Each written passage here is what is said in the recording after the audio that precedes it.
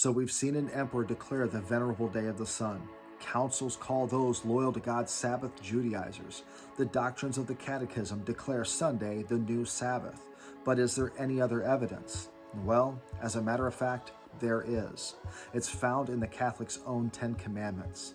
Now, I know what you're thinking. Don't the Catholics follow the same 10 Commandments that we do? And well, sorta. Now, what I mean by sorta is that they follow most of them, except for they removed one and then took another and split it in two. And, well, why? Watch to the end of this video. I think you might be surprised.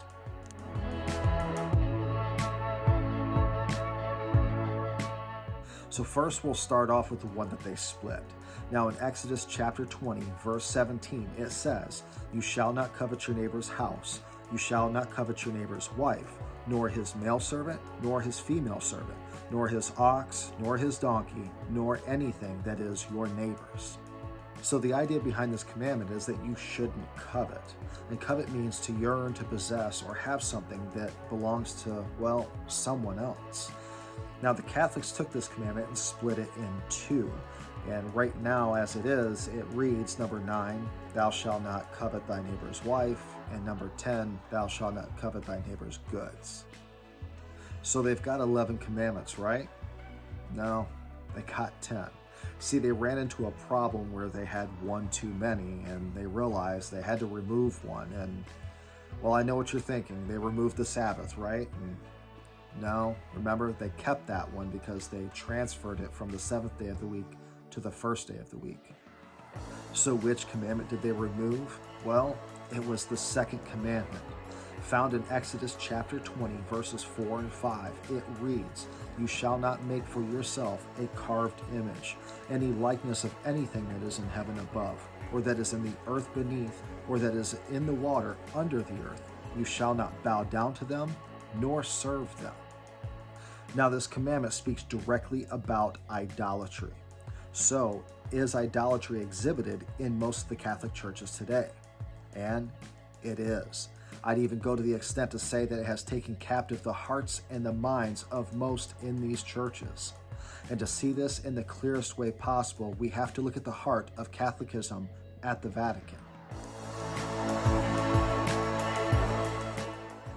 No doubt its architecture is grand, but perched atop the basilica and throughout St. Peter's Square are statues of men and angels they profess to be saints. Now, many would just say that these statues are from times past. I mean, it's art, right? Well, in 2019, during a Pan-Amazonian Synod in Rome, some of the new convert men took the Amazonian statues out of a nearby church near the Vatican and tossed them in the Tiber River. Why?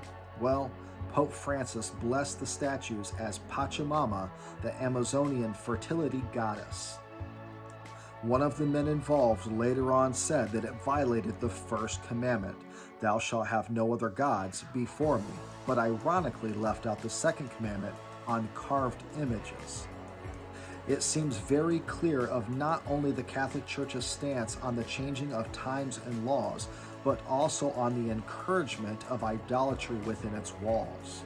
Found in James chapter 2, verse 10, it states, "For whoever shall keep the whole law, yet stumble in one point, he is guilty of all." Despite the errors of the Catholic Church, God has given us assurances. 1 Peter chapter 2, verse 9 echoes the love God gave the children of Israel at Mount Sinai. "But you are a chosen generation, a royal priesthood, a holy nation, his own special people." My friends, God is calling his special people. He is calling this generation, and he is calling them home.